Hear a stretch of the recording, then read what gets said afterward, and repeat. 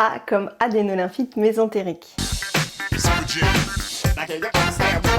L'adénolymphyte mésentérique, c'est des douleurs abdominales liées à un ganglion dans le ventre. Cela est très fréquent chez les enfants et survient en général 2-3 semaines après une infection virale type une rhinopharyngite. En fait, les petits ganglions dans le ventre peuvent être très douloureux et souvent il n'y a aucun autre signe associé, c'est-à-dire qu'il n'y a pas de diarrhée, pas de vomissement, la douleur elle est péri-ombilicale, donc autour de l'ombilic, et cela ne donne pas de réveil nocturne ni de sang dans les selles. Souvent on s'inquiète, donc on va voir le médecin ou aux urgences car ça peut être très douloureux. Et évidemment, il n'y a pas de malaise, à part le Doliprane, il n'y a pas grand chose à donner. Et si cela persiste, il faut consulter pour avoir quand même un examen médical. Et on fait une échographie et souvent au niveau de l'échographie, donc on retrouve ces petits ganglions en masse. Le diagnostic différentiel est l'invagination intestinale aiguë, mais souvent, comme je vous disais, il y a d'autres signes associés, comme par exemple des temps on-off et une pâleur, voire un malaise entre chaque douleur. Donc, c'est assez différent et il ne faut surtout pas hésiter à consulter si vous pensez que votre enfant ne va pas bien et vous êtes inquiet. À demain! B comme balanite. La balanite, c'est une inflammation du gland, c'est très fréquent chez les petits garçons, surtout quand ils ne sont pas propres, puisque avec la couche et l'urine, ça peut macérer un petit peu. Il n'y a pas de fièvre, il peut être un petit peu rouge le gland, du coup c'est la définition, mais il ne faut pas qu'il y ait de œdème important et il faut que l'enfant fasse pipi normalement. Si l'enfant n'arrive plus à uriner, ou s'il y a de la fièvre, il faut absolument aller aux urgences. Sinon, vous pouvez faire entre-temps des bains d'antiseptiques dilués avec des compresses, par exemple 3 fois par jour pendant 5-6 jours. Si cela persiste ou la douleur apparaît et de plus en plus importante, il faut vraiment consulter votre médecin ou aller aux urgences. À demain. C'est comme candidose. C'est une infection liée à un champignon. Le principal, c'est le Candida albicans. Cela arrive souvent au niveau des plis ou au niveau du siège et c'est très fréquent chez les bébés. On peut avoir aussi la muqueuse buccale qui est atteinte et parfois même la maman, si elle allaite, le mamelon. Du coup, il y a directement une transmission avec la langue du bébé. Pas de panique, cela se traite avec un antifongique local ou parfois oral selon la cause et il faut bien sûr consulter son médecin pour avoir le diagnostic et pour avoir son traitement. D comme dysménorrhée. Du coup, ce nom barbare, en fait, ça veut dire tout simplement des douleurs pendant les règles. Et ça, c'est lié aux contractions utérines. C'est très variable selon les personnes et surtout s'il y a une cause derrière. Par exemple, une personne atteinte d'endométriose aura des dysménorrhées très importantes. Si vous avez des dysménorrhées, il faut consulter une sage-femme ou un gynécologue ou un médecin généraliste. Qu'importe, en tout cas, il faut voir un professionnel de santé pour traiter et essayer de diminuer la douleur car cela peut être très invalidant. Et deuxièmement, rechercher éventuellement une cause à ces douleurs. À demain. E comme épistaxis. Oui, c'est le nom pour dire saignement du nez. C'est très fréquent chez les enfants. C'est pas grave du tout. Il suffit juste d'appuyer sur le côté concerné pendant une dizaine de minutes et en fait faire un moussage efficace. Mettre la tête en arrière, c'est pas du tout efficace et ça permet pas de faire la coagulation. Et en plus, c'est pas grave parce que ça coule derrière. Donc moi, ce que je vous préconise, c'est de faire ce que je viens de vous dire. Si cela est très important, à ce moment-là, il faut aller à l'infirmerie de votre école ou consulter un médecin pour mettre une petite mèche. Si cela persiste et ça revient régulièrement, il ne faut pas hésiter à avoir l'ORL qui va un petit peu cautériser ces petits vaisseaux sanguins pour éviter qu'ils ne pètent et à chaque fois entraînent les saignements de nez. Donc je vous laisse consulter si vous avez des questions. À demain. F comme fébrile ou fièvre. C'est bien d'avoir de la fièvre. Et je vous rappelle que pour les enfants, avoir un chiffre très haut de la fièvre, ce n'est pas grave. Petit rappel, pour les moins de 3 mois, s'il y a de la fièvre, donc au-dessus de 38, il faut quand même aller directement aux urgences. Ce qui est important, c'est d'évaluer le retentissement et la tolérance de la fièvre. Donc oui, il peut y avoir des petits frissons, ça arrive. Si c'est chez les enfants de moins de 2 ans, il faut penser quand même à une infection urinaire. Donc consultez votre médecin. Vous regardez le comportement de votre enfant. Est-ce qu'il est pas somnolent? Est-ce qu'il est bien réactif? Est-ce qu'il s'hydrate suffisamment? Est-ce qu'il n'a pas de gêne respiratoire? Est-ce qu'il n'a pas de marbrure? Donc c'est des petits stries tacheté violette sur le corps. Est-ce qu'il n'a pas de taches purpuriques? On en reparlera. Et si vous êtes inquiet, il faut consulter votre médecin. Mais ce qui est très important, c'est de surveiller. Pas hésiter à donner du paracétamol si votre enfant n'est pas très bien ou si il a plus de 38,5 de fièvre. G pour gravidique.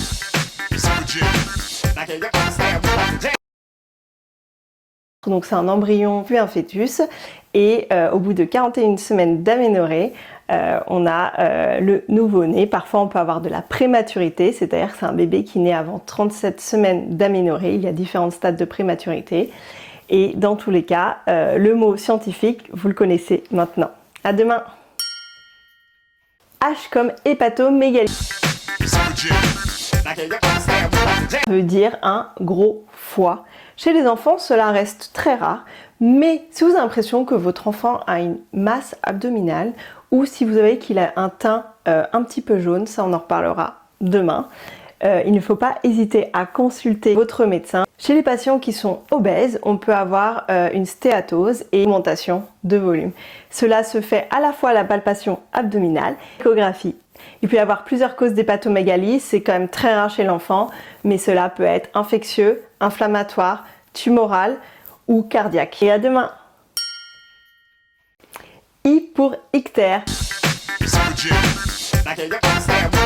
C'est le mot scientifique pour dire jaunisse. C'est très commun chez les bébés qui naissent avec la peau un petit peu jaune et les muqueuses, surtout au niveau des yeux.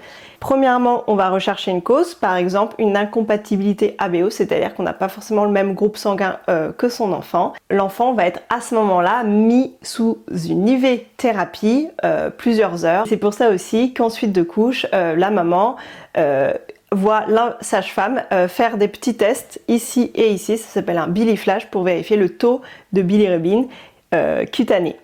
En tout cas, pas de panique, tout est bien surveillé. Parfois, l'ictère peut persister un petit peu le long de l'allaitement maternel, c'est très commun, et si tout d'un coup c'est très élevé, on fera d'autres prises de sang pour essayer de comprendre pourquoi.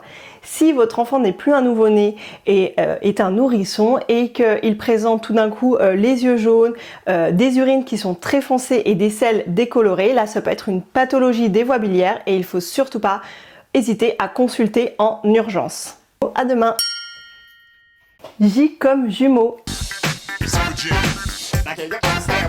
Il y a en fait les vrais jumeaux qui partagent le même patrimoine génétique et les faux jumeaux qui sont en fait tout simplement deux ovules qui ont été fécondés avec deux spermatozoïdes.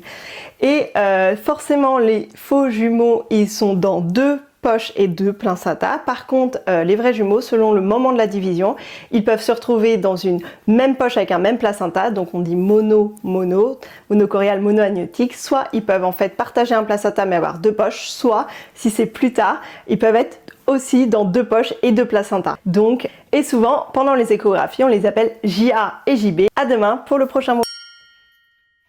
K comme kyste. Kyste, c'est la paroi, donc le contenant qui contient soit du solide, soit du liquide, et ça se situe dans plusieurs organes ou au niveau d'une glande. Par exemple, on peut avoir un kyste sébacé ou un kyste de l'ovaire. Il peut y avoir différentes natures et donc le traitement en dépend directement. Pour en savoir plus sur le kyste, en fait, on fait une échographie qui va permettre de voir un peu ce qu'il y a à l'intérieur et voir le type de kyste c'est. Selon ce qu'on voit à l'échographie, on vous réorientera ou votre enfant au spécialiste. À demain pour un nouveau mot. L comme lutte, plutôt signe de lutte respiratoire. C'est ces signes-là qu'il va falloir surveiller et qui vont vous dire s'ils sont présents. Il faut consulter, voire aller aux urgences.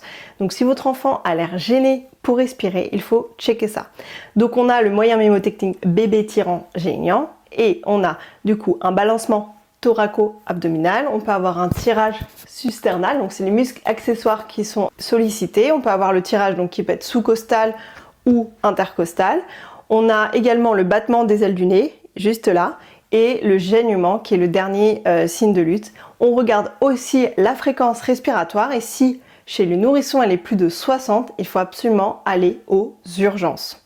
Si les lèvres sont bleutées, on peut appeler ça une cyanose, c'est directement aussi les urgences. Sinon, entre-temps, si c'est modéré les signes de lutte, vous pouvez aller consulter un médecin. Les causes de cette gêne respiratoire peuvent être multiples. Ça peut être une crise d'asthme, une bronchiolite, une pneumopathie, donc une infection des poumons, une allergie.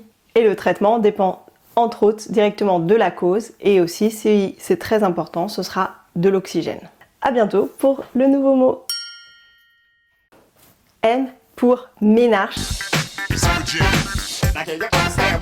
Du coup, ça veut dire les règles. Les premières règles, elles arrivent 2 ans en moyenne après l'apparition des seins. Entre 10 et 15 ans chez les filles. Surviennent quand il y a eu ovulation et absence de fécondation et de nidation et que du coup, l'utérus se désengorge du sang qui s'est accumulé dans l'endomètre. Si ces ménarches sont très douloureuses ou très abondantes, il faut absolument consulter un médecin généraliste, une sage-femme, un gynéco. Il ne faut pas rester comme ça avec votre enfant ou vous-même. Donc consultez, c'est très important. Des solutions existent. À demain pour un nouveau mot. N pour nictéméral. Oui, le cycle nictéméral, en fait, c'est ce qui va nous faire la différence entre le jour et la nuit. Et c'est principalement lié à une hormone qui s'appelle le cortisol, qui est un pic à 8 heures, puis un second petit pic à 17 heures et qui est effondré à minuit. Chez les bébés, il n'est pas actif ce cycle puisque avant 2 mois et demi, il n'y a pas de différence jour-nuit. Vous vous rendez bien compte, je pense. Et à demain pour un nouveau mot. O comme ORL. C'est un médecin oto-rhino-laryngo et du coup qui s'occupe des oreilles, du nez et de la gorge. Finalement, il est également chirurgien et permet d'être vu à différents moments. Par exemple, si votre enfant a des otites à répétition ou si vous avez l'impression qu'il entend moins bien, ce sera l'ORL. C'est lui aussi qui opère les amygdales et les végétations quand c'est trop important. En tout cas, pour les enfants. Il y a plein d'autres causes qui vont nécessiter de voir un ORL, mais au moins vous avez le mot. À demain. P comme purpura. Ce sont des taches rouges qui ne s'effacent pas à la vitropression. Il y a plusieurs causes. Par exemple, un défaut de plaquettes et donc la coagulation n'est pas bonne. On peut avoir aussi un purpura mécanique. Si un enfant vomit beaucoup, il peut y avoir quelques petites taches. Pour voir ça, vous pouvez utiliser le verre et en l'appliquant, en fait, le bouton ne s'efface pas. Attention, s'il y a de la fièvre, c'est une urgence. Cela peut être le signe d'une septicémie liée au méningocoque, une bactérie très méchante. Donc, si c'est le cas, il ne faut pas hésiter à aller aux urgences avec purpura et fièvre. Le reste, évidemment, il faut consulter pour essayer de comprendre la cause, mais il y a un petit peu moins d'urgence. À demain pour un nouveau mot. Q comme coinque, en fait, œdème de coinque. C'est un angio-œdème qui est lié à une réaction allergique. Dans les réactions allergiques, on peut avoir la partie juste cutanée qui donne de l'urticaire, mais aussi on peut avoir une gêne respiratoire, des douleurs abdominales, des diarrhées importantes, voire un malaise et aussi des gonflements des muqueuses de la bouche et de la gorge. Et c'est ça, à ce moment-là, ça s'appelle une anaphylaxie et il faut consulter en urgence, appeler le 15 ou si vous êtes déjà allergique et que c'est connu, prendre les antihistaminiques et surtout faire la piqûre d'adrénaline que vous avez chez vous. À demain! R comme rectorragie. Du sang rouge dans les selles qui est différent du méléna, un autre mot. Le méléna en fait c'est du sang qui est digéré donc qui provient du tube digestif supérieur. Et le sang dans les selles chez les bébés c'est pas anodin. En fait la cause la plus fréquente ça peut être une petite fissure, souvent quand il y a de la constipation, mais si c'est vraiment abondant, là c'est directement le 15 ou les urgences. Et si c'est assez mélangé et qu'il n'y a pas de fissure, c'est pour ça qu'il faut quand même voir un médecin pour qu'il y ait une consultation et un examen physique. Cela peut être le témoin, par exemple, d'une allergie aux protéines de lait de vache chez les nourrissons. Donc, du sang dans les selles, on ne se pose pas 36 000 questions, on consulte. À demain pour le nouveau mot. S comme strabisme. C'est un désalignement des yeux et les yeux ne regardent pas dans la même direction. Le strabisme peut être convergent ou divergent. Et chez les bébés de moins de 4 mois, il est très commun que l'enfant présente un strabisme, mais alternant. Si le strabisme est fixe avant 4 mois, il faut consulter. Et si le strabisme perdure après 4 mois, il faut consulter également son médecin et un ophtalmo. Le strabisme peut être le signe d'une hypermétropie, c'est-à-dire qu'on ne voit pas bien de près. Et si l'hypermétropie n'est pas corrigée rapidement, ça peut être donné de l'amblyopie. Et là, c'est irréversible après 6 ans. Donc, dès que vous voyez un strabisme, il faut consulter. Vous avez appris plein de mots en fait. À demain pour le prochain mot. T pour Tanner.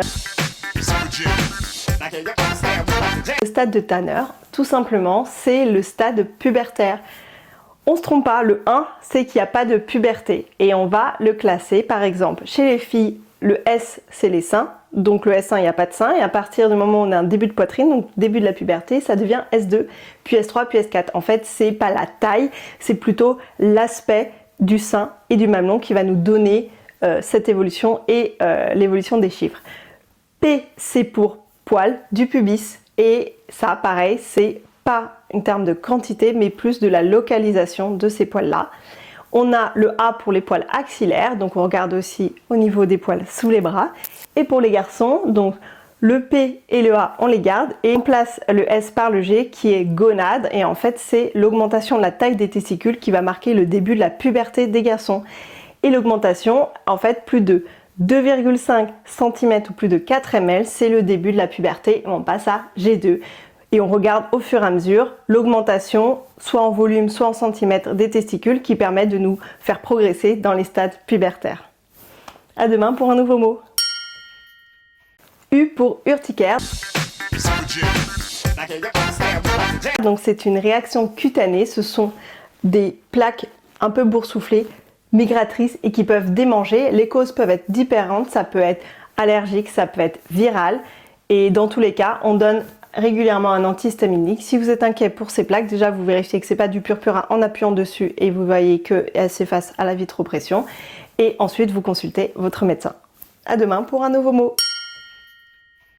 V pour virose. Virose, c'est le mot générique un peu médical pour dire virus. Donc on peut avoir un virus, par exemple une rhinopharyngite, un virus gastro-intestinal. Il faut surveiller toujours déjà le comportement de l'enfant, sa respiration, sa bonne hydratation, son alimentation.